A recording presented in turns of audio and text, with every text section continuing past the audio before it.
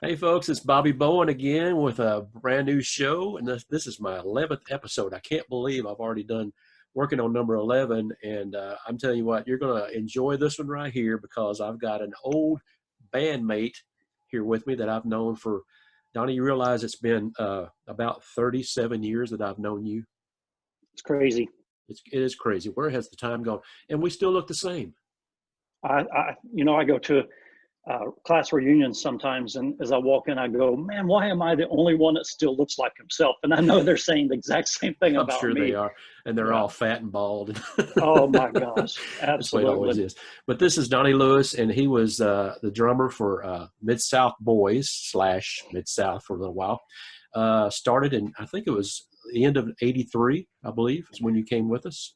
That's right. And he Yep. was the first drummer Midsouth Boys ever had because they were a Southern gospel quartet with just bass and piano and a little guitar, and that was it. So he was our first full-time drummer. So Donnie has he's done a lot in his life, and I mean he's one of the funniest guys I know. And we were talking before we started this, and kind of go over some things, and he was just cracking me up, and I know he's going to crack you up too. But Donnie, I've been doing this with everybody I've been interviewing. We want to go back in time and just tell everybody where you were born. If you want to tell the year, that's fine. I know you're just a little older than me, not much, but and just kind of start with where did your musical influences come from? What made you want to be in the music business or a drummer? And we'll just kind of work our way up to where you are today. Yeah. Well, first of all, Bobby, I want to thank you for having me on. And I have watched some of these shows, and they're hilarious. I enjoyed all the boys, and now you're expanding out to other artists and recording people. So, congrats on your great show. And I really enjoyed Joe Cook's. Oh my goodness, you two Joe is a together. classic, I'm telling I you. know you Falcon boys you were cracking me up. I could have watched it 5 times and still laughed. So It's amazing where he came from to what he is today because he was so green and gullible when he first came with us. I mean, and you played a lot of jokes on him. oh yeah, he probably owes me for years on those, but He does. but we had fun. He talks about them now. So when we get together for lunch, Oh, he he looks back laughs. at He laughs about him now. He laughed about him then, but just it's just hilarious bringing up those old stories. But let's talk about you, man. yeah. Well, I think that I was interested in playing drums when I was just a tiny tot, like 5 and 6 years old. Um, my mom used to tell me that I would take the best pots and pans out of the cupboard and put them on an outdoor stage and just do a gospel show right out there outside with my brothers and cousins.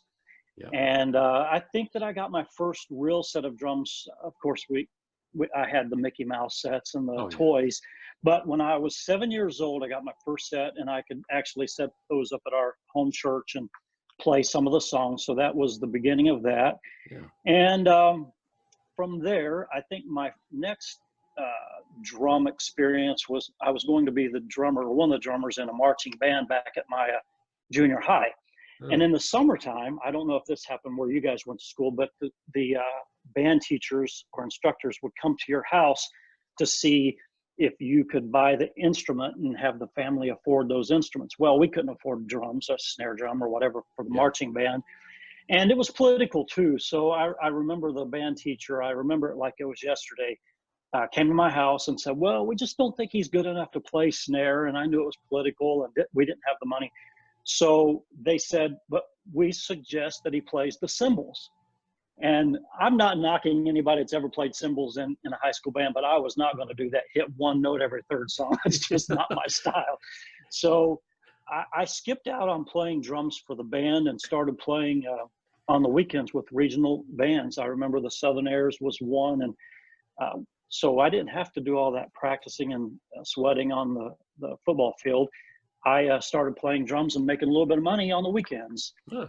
And I know you know Dave Wilcox. Oh He yeah. worked at the Radio Shack just across from where I was working, a retail outlet called Elder Beerman.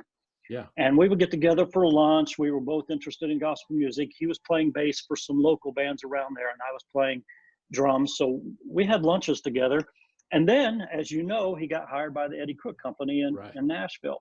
Yep. And so he gave me a call and said, there's 2 bands that are looking for drummers right now. One's in Arkansas, one's in North Carolina. Well, I wasn't familiar with Midsouth Boys at all, but I had heard of the Dixie Melody Boys. And so I can't remember if it was Alan or Ed or one of the guys with the Dixie Melody Boys had me get on a Greyhound bus that they paid for from Ohio all the way to North Carolina. Halfway there, the bus broke down in the mountains. And the Greyhound driver said that somebody needs to volunteer to come up here and put their foot on the brakes while I go back to look at what's going on. And this grandma volunteered, and I went, there is no way that she's going to hold these brakes. So I did for like an hour while they were trying to repair it. Wow. Long story short, finally got to Kinston, North Carolina as the bus was pulling out. So we had no time to practice, no time to rehearse. I kept waiting for them to pull out some CDs, or I guess back then it was cassettes or whatever it was, to learn the songs. And they never did that. They were joking and having a good time. So the very first show was in Stanton, Virginia. I didn't know the songs. Antioch Church Choir had just came out. I hadn't even heard it. And it was awful. It was not good at all. I didn't know the songs. They did a great job, but I just didn't know the songs. Halfway through the set, I look out on the front row, and the Statler brothers were there watching the show. And Kent said, he remembers this, that I got so nervous about being there with all those big bands that I got a nosebleed, and it was bleeding the whole set. So it was just ridiculous. I thought that you knew they were there before you went on, and you were like, I'm not going out there. Yeah, that's right. That's right. But I didn't know they were sitting on the front row. That was the catch. I knew that they were there, and I said to the guys, I am not going out there. I don't know these songs. I'm not going out there. Well, come on, we'll walk you through it. Yeah. And as we go, and that's when I saw them sitting on the front row, and the Masters 5 and the Nealons, and I was just petrified. So that didn't work out. They had like a little band house and whatnot. We were talking about different things, but just after that, Dave Wilcox said, you need to call this band. They're called Midsouth Boys. They're from Arkansas. Well, at this point, you could have said Snoopy and the gang's putting together a band, and I probably would have, tried to get out of Ohio.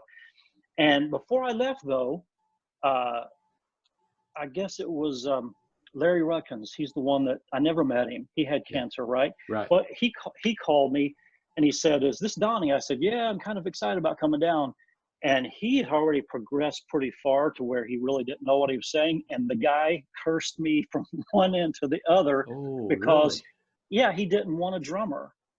And I don't know if you remember this part or not. Yeah. And that's when Brad and Carrie broke away to start their own group called the Concords. So Brad Shield was the lead singer before me. And Carrie Huckabee went on to play with the Hensons, play bass for the Hensons. So that's who you're talking about. That's right. They wanted a band with Midsouth Boys. That was their idea. Right. And if Larry wouldn't have said no to that you might, I don't know if you would have ever gotten there or not, because probably not. Brad and Carrie would have stayed at that point if they had a drummer. Yeah. So the Concords that was the name of the band, and I came down and we kind of meshed, and it was good. But I answered the phone when Kenny Henson called the trailer that we were living in back then. We're just poor kids trying to make music. Yeah. And I answered the phone, and I recognized his voice immediately. It was Kenny Henson. He asked for Carrie, and I went, oh no, I know what this is all about. Mm-hmm. So I didn't know if Carrie would go or not, but when he did, then I got a call from the Nealons, Todd Nealon, and was talking to him about playing, but I'd have to move to Atlanta, so it would have been 2 moves back to back. Yeah. And then I started hanging with Robbie because I heard that Robbie played tennis. Yep. And the Concords were saying, go kill him on the tennis court. And you guys were the same thing about Robbie. Yeah. So it was kind of a group competition. And it was two groups in a small town of like 2,000 people. And there was 2 full-time gospel groups in this little town, and it was kind of like a competition because like Carrie and Brad had been with Midsouth Boys, and then they started the Concords that you were a part of. So it was a little bit of a competition back and forth between us and you guys. Yeah, and I didn't intend when I went to play tennis with Robbie that we would ever get the friendship or have the friendship that we had. And it turned into a great friendship. Yeah. And so it was, even though it was a competition thing, I think I was the black sheep of the band that loved you guys and would go see you guys that nobody else would at that point. Right. But I don't know exactly how it happened. Maybe you know, but one day Robbie said, "Hey, call Tommy Alexander. He wants to talk to you." And at that point, I took less money even because I didn't know what was going to happen to the other band, but I was making nothing. It was amazing. How did we live? I wasn't either, man. I don't know how we made it. I really don't. Well, we were single and we didn't have any bills. We all lived together and shared all the expenses. So it was a little easier on us back then. Yeah, but it was fun. I mean, it was fun. And I remember jumping on the bus with you guys because we didn't have a bus, the other band. Right. And I thought, man, I've hit it big time. It just seems like if you tour with the band that has a bus, no matter how bad the bus is, that you've made it. How bad it smokes and you've made it. Oh my goodness. Yeah, we could have taken bets each week of what tire was going to blow out because we had tire blowouts every single week. Exactly. So that's how I got to Midsouth Boys, actually. Yeah, and then shortly after that, we hired a steel guitar player of all things. Ricky Francis came with us. Man, we were becoming a major band to deal with there in Southern Gospel. Yeah, that was fun when Ricky came aboard, and then we eventually went to the lead guitar sound. But some of my best days, and I know I've told you this, and at the reunion concert that we had, I wouldn't take anything for those days. Those were some of the greatest days in my music career when we first started because, we just had big dreams of doing that. So story after story after story we could tell. It was amazing. So who was your favorite drummers, back before you really got into the business? Did you have favorite drummers in gospel music, or did you have country drummers, or was it just gospel? Well, I think from the gospel arena, it would have been Tracy Richardson with the Hensons. Yeah. I mean, he had some stuff going on that everybody wanted to copy, it seemed like. Yeah. He had a big influence because he was one of the first gospel drummers in that genre of music that people tried to impersonate, to copy. But in country, I think it would have been Mark Herndon. And speaking of Mark Herndon, you used to get me in trouble. That's another story I'd forgotten about. Yeah, that's a good story. I'm not telling it. Can I talk about it real quick? Sure, you can. This Donnie people used to think Donnie was Mark Herndon, that used to be the drummer for Alabama there when they were founding. Well, he was with them for a long, long time. And Donnie used to wear glasses that looked just like Mark's, and he had longer hair back then. And so people would mistake him for Mark. We go into a store, they think it was Mark Herndon, And so I don't know what, I guess we were singing down close to where I grew up in Falk, Arkansas, somewhere, and you stayed with me at my house. Yeah, we went down early to your house. Yeah, we stopped at the Easy Mart in Falk, and so we walk in, and I'm standing at the counter getting ready to pay, and there's a girl behind the counter that I knew from school, and it just hit me, I gotta fool this girl right here, and so I walked up to the counter and I said, "Hey, how you doing?" She goes, "Hey, Bobby, what are you doing here?" And I said, "Well, we're singing down here, so we're just spending a couple of days at Mom and Dad's house." And I said, "You see that guy back there in one of those rows looking for, I don't know what he's looking for, candy bar or something?" She goes, "Yeah." I said, "You know who that is?" She goes, "No." I said, "You ever heard of the group Alabama?" She goes, "Yeah." I said, "Their drummer, Mark Herndon." And she goes, "Are you serious? That's him?" I said, "Yeah." "What's he doing with you in Falk, Arkansas?" And I said, "Oh, we're just good friends. We met at a concert, and we've been hanging out together, and he wanted to come down here and see what Falk was like, And I didn't know you were doing any of this. No, you didn't know I did it. So you walk up to the counter, and she's just looking at you like all nervous and everything. She didn't want to say anything. And so we left and got in the car, and I told you what I did. And you was like, "Oh, you shouldn't have done that, And then I got to thinking, what's going to happen? She's going to start calling all of her friends. Yeah. And there's going to be about 100 women at my mom and dad's house out in the driveway wanting to see Mark Herndon. Yeah, So I think we went back, I right? did. I went back and told her I was just messing with her, and she got mad at me. Well, it was, it was a funny joke, but Well, yeah, and I had to she made me sign an autograph, and I was stuck at. Then I realized what you were doing, so I wondered if I should sign Donnie for Midsouth Boys or Mark Herndon. I ended up signing Mark Herndon. Oh yeah. my gosh! We used to get that a lot because, when somebody sees somebody in a bus, they automatically want to know who's in there, Truck drivers all the time would ask, who's in the bus, on the CB, and we'd make up a name. So we were actually going through Sheridan, Arkansas one time. It's after we'd already moved away.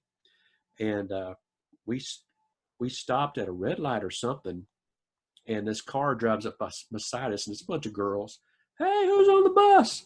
And we said, Diamond Rio. Of course, they were real hot back then, and they were like, what? They started freaking out. And we were kind of peeking out the curtain, in the window of the bus and waving at them.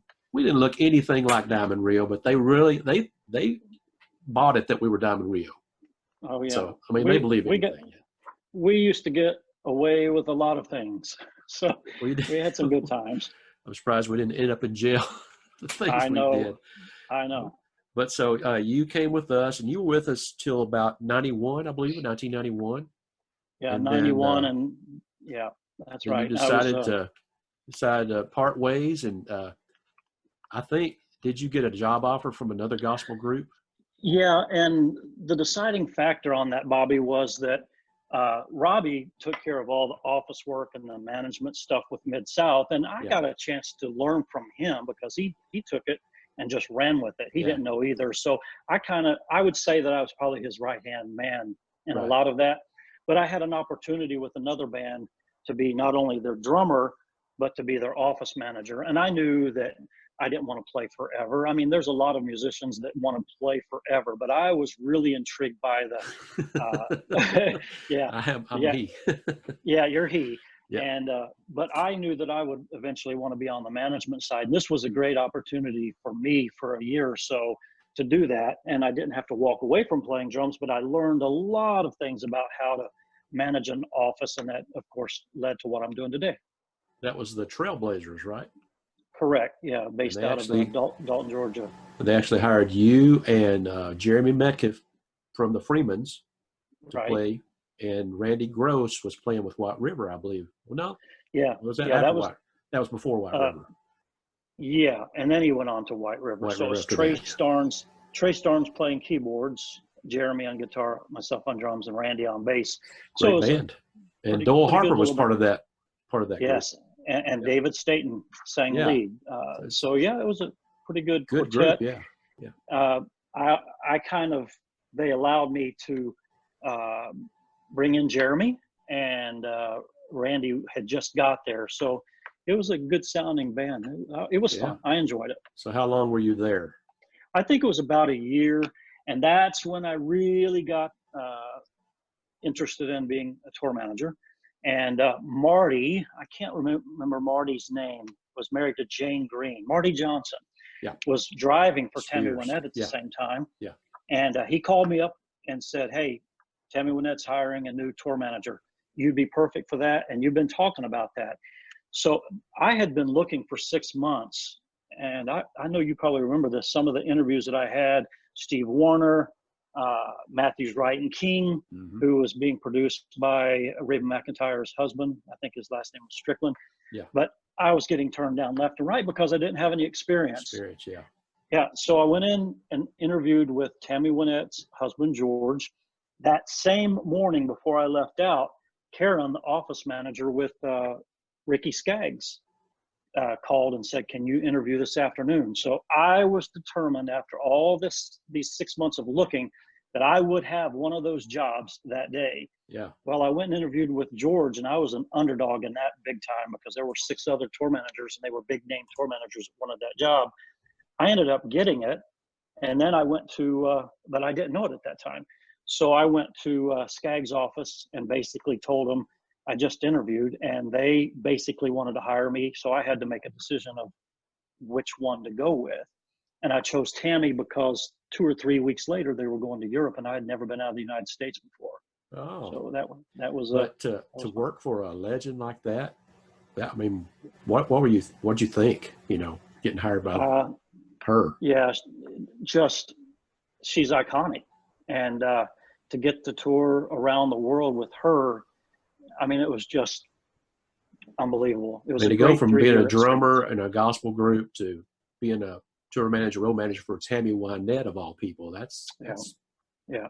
quite a thing And right there. I was sold on it from day one. I didn't care if I never played drums ever another day in my life. Really, that was, and my personality. Yeah, That my personality fits with behind the scenes as yeah. much as it did playing, and to organize and to put a tour together, that was just a dream come true for me.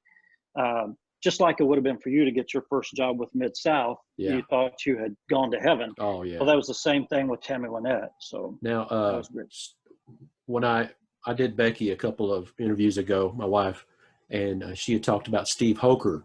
He was our Midsouth Boys bus driver for a few years, and then went on to drive for the Tallies. And I think from there he started driving for Tammy Wynette. He did. So was he instrumental in helping you get that job too, or? No, not at all.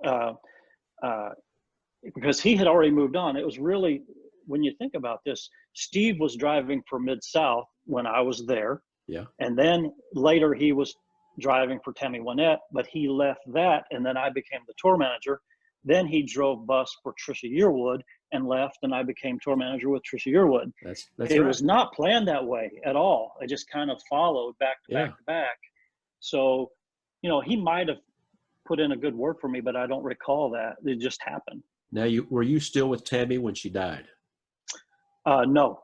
I was. I was. I hired the tour manager from Billy Joe Royal to take my place in Tammy's band. Okay. She brought me up on the last night in Mississippi, Robinsonville, Mississippi, and she knew I was leaving, gave a 2-week notice. And what I did not know was that her and Trisha Yearwood had spoken about this, and Trisha wanted to get permission from Tammy to speak to me and send her a dozen salmon roses, her favorite color. I didn't know any of that went on. And my last night in Robinsonville, Mississippi, Tammy Wynette brought me out to the stage and sang "Stand By Your Man" to me. Oh man! It took her 3 times to get through it, because she kicked off with the band. The band leader kicked off, and before she could hit the first note, she was holding my hand and started crying. Oh.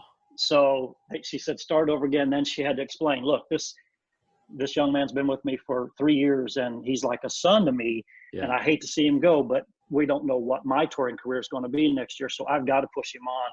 And that was, how often does that happen? That's incredible. So finally, after the 3rd try, I had to walk off to the side of the stage because she couldn't sing it when I was standing there with her. Yeah. So it was kind of cool. Did you want to cry too?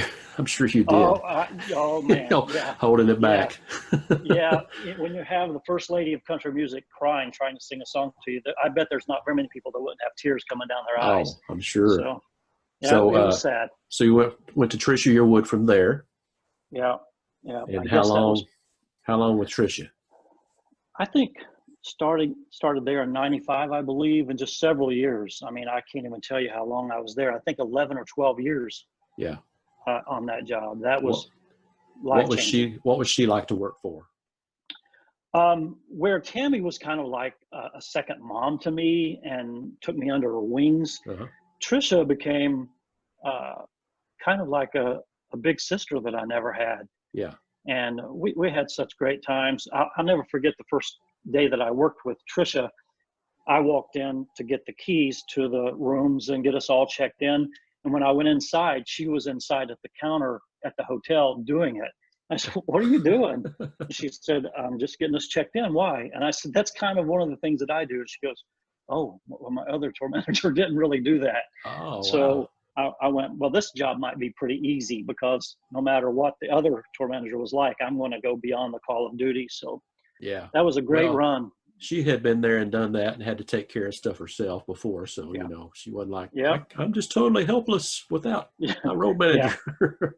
Yeah, it was good. So you got to meet a lot of big stars along the way, and name a few that you actually went out with a few people that you didn't actually worked for. You just kind of filled in for a while.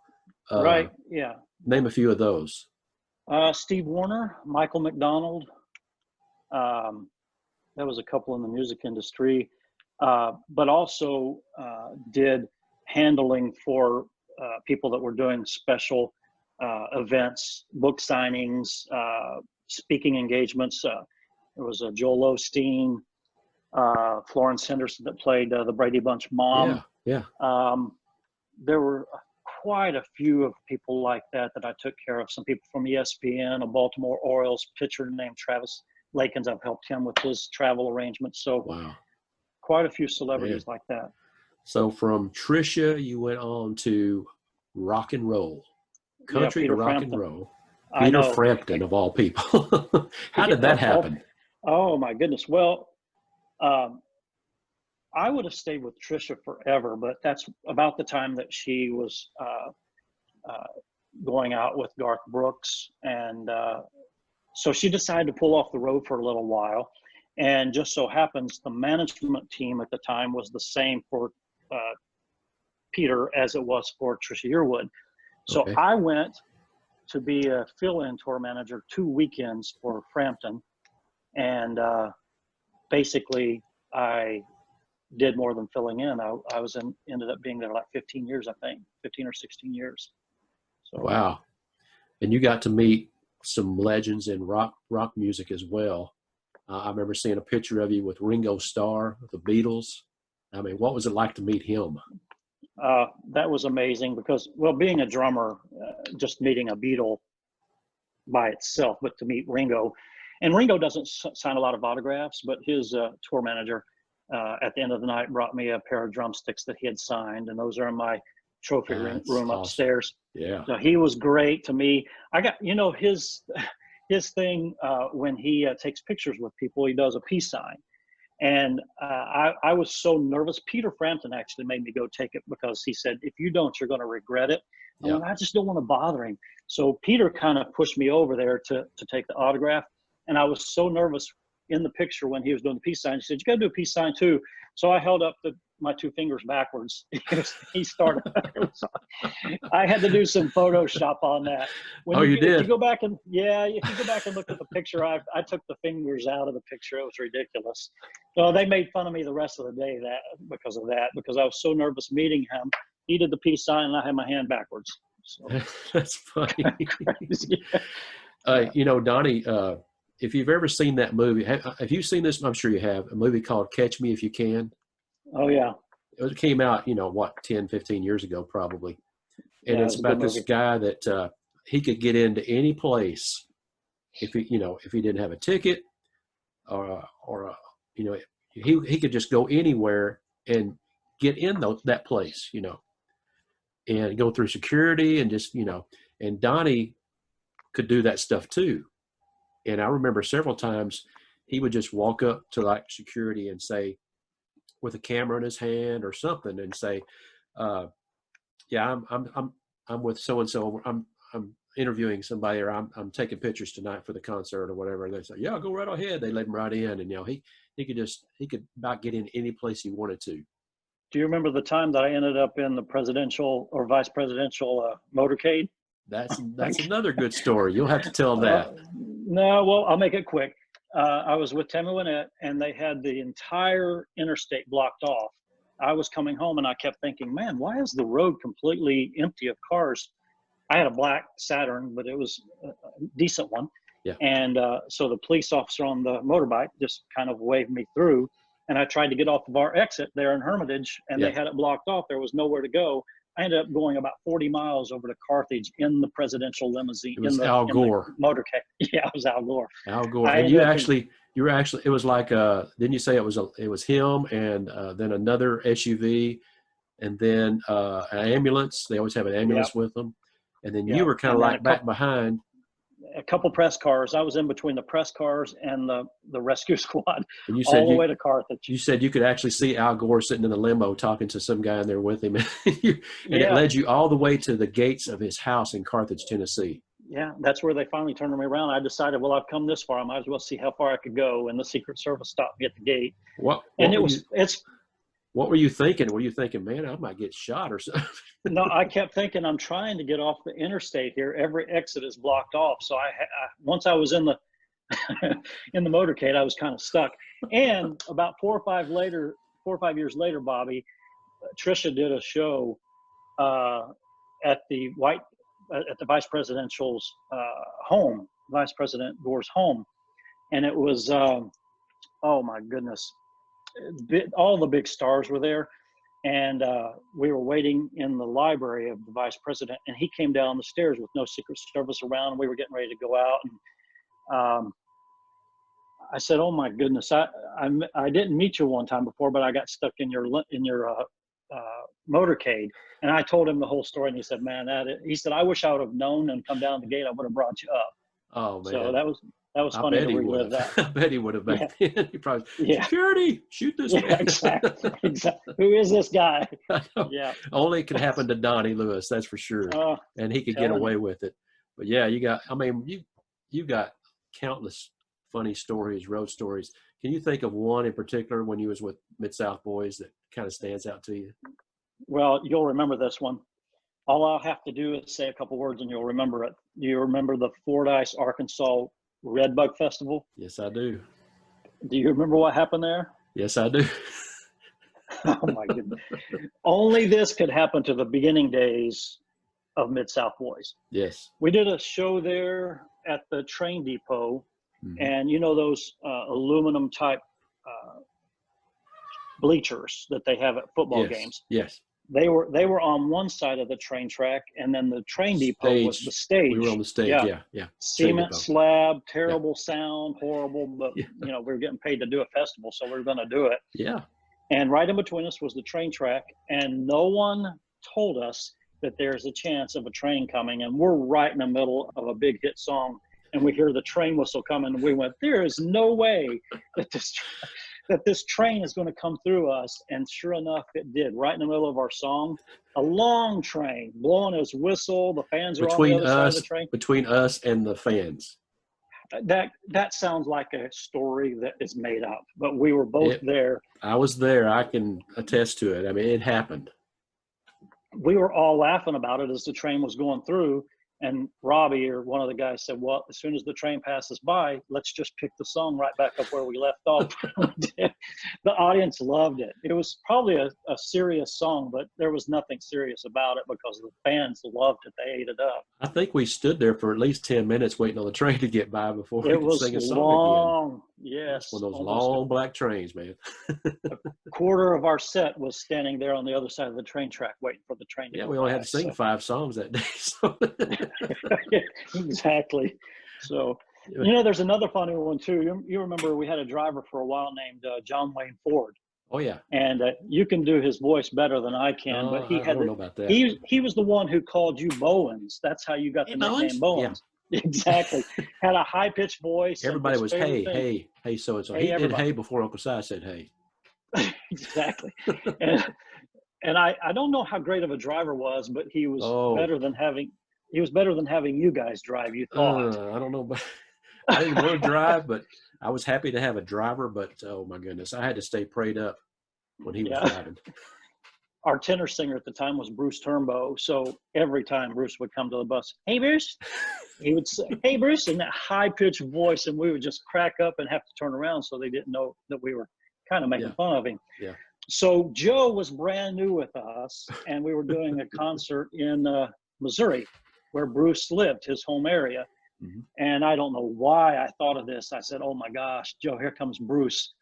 He had not met our ex-tenor singer, Bruce. I said, he will crack up if you go down the aisle and looking straight in the eye and say, hey, Bruce. Of course, Joe is very gullible, and he marched down the aisle there, and he said to this guy, he goes, hey, Bruce. And the pastor of the church turned around and said, not Bruce. He said it to the pastor, and he turned around, and his face was red as fire, and he looked at us like, I'm going to kill you guys. I'm crying, man. You got me crying. It's the first time I cried on my show. You used to do that. Well, you'd put me up to go to master. You were at what is called hanging. People don't know what hanging is.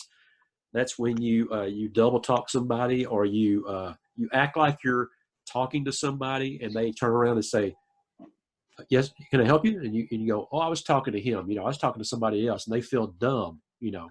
But I think Well, you you can actually. blame the Hensons for that. That's what I was going to say. I think you learned that from the Hensons, because Oh, I of remember course. a story that remember the what was it called, that supper club down in Atlanta, Joyful Noise Joyful Supper Club. Noise. Yeah. I remember someone telling us that the Hensons played there one time. This is terrible.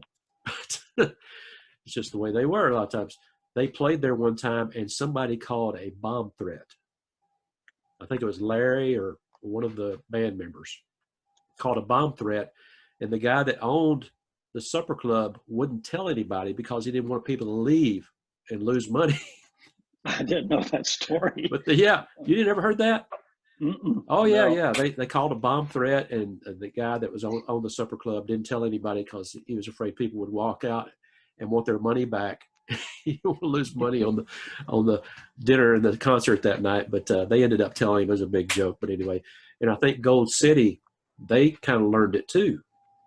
And someone told me that one time they parked their bus by a train track, the train track, and they saw the train coming. It wasn't on the track; it was just stopped there. A couple of guys got out of the bus and started waving their arms. Oh my goodness! Like to stop the train, and the train stopped. and the train conductor driver, he got out. What's the matter? What's the matter? And they went, oh, nothing. We were just stretching our arms. Yeah. That's a hang. That's what it is that's a hang.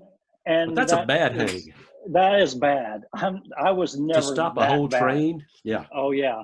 It was what we did a lot of times to keep from going absolutely crazy on a bus all the time. So that's how that started. But you've done countless of those kind of things, but I'm planning on, and I definitely want you to be a part of this. I'm planning on doing another one of these and putting all the Mid-South guys that we travel with on here at one time. And I think that'll be hilarious. Fun. Everybody be telling stories, and I think everybody will just get a kick out of that because there's so many to tell that happen to everybody in the group. That's the thing. If you put us all together, it's just story after story after story. It could last for a long time.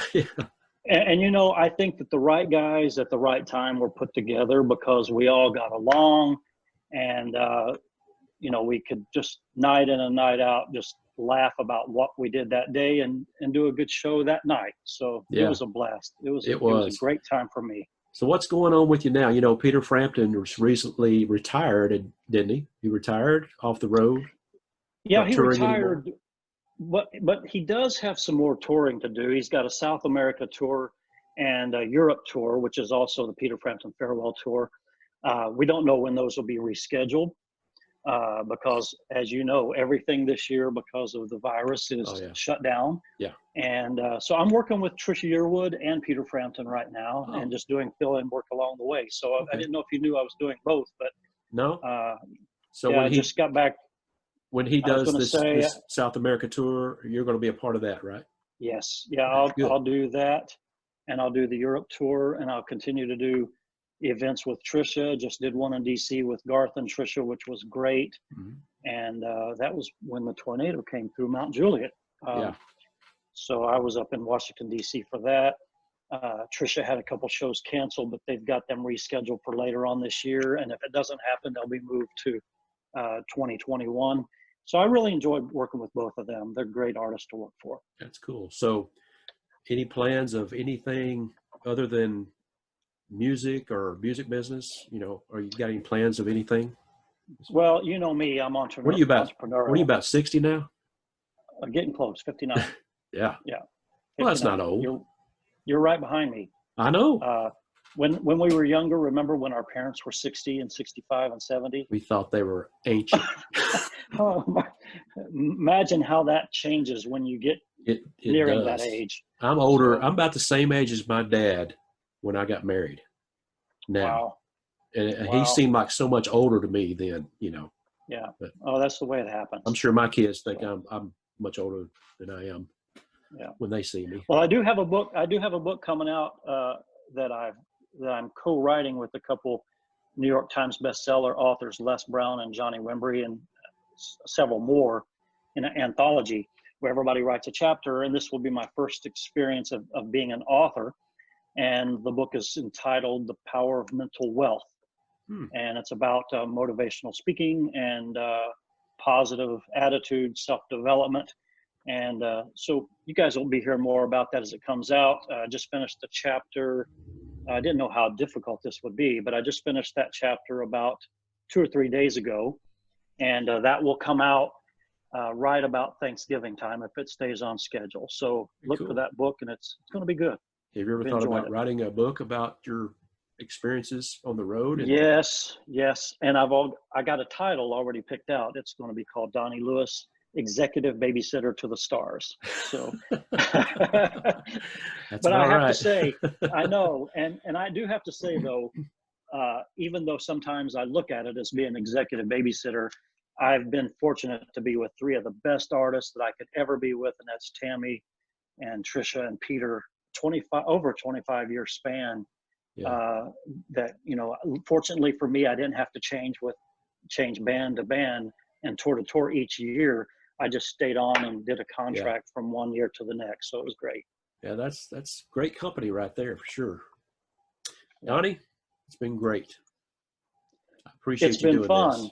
No, it's my honor, Bobby, and thanks for asking me to do it. And I think that you have Tony Turner maybe coming up. And I've been talking to Tony and Ricky Francis, and so we'll get them on pretty soon, and then we'll all get on here. Yeah, and I know you have Joyce Martin coming up here in a couple days, few days or whatever. We co-wrote a song together. I'm not a songwriter at all, but I gave her the idea and she ran with it, and the Perrys charted that song. And I think either the Dixie Melody Boys or the Martins or one other group did that song. It did really well, a song called The Mountains. So make sure you tell her I said hi. I will. And she actually wrote, I think one of her first songs she ever wrote, we recorded back in '87 called I Stand Crucified. Do you remember that one? I do. She'll make a great interview. She's my buddy. I talked to her a few days ago, but please tell her I said hi. Bobby, thanks. This has been really, really fun for me today. It has been fun, and we're going to do it again because I know you got a whole lot more to tell that we just couldn't get to today. Absolutely. Thanks, Donnie. Thanks, guys. I'll see you, man. Take care. Okay, bye. Bye-bye.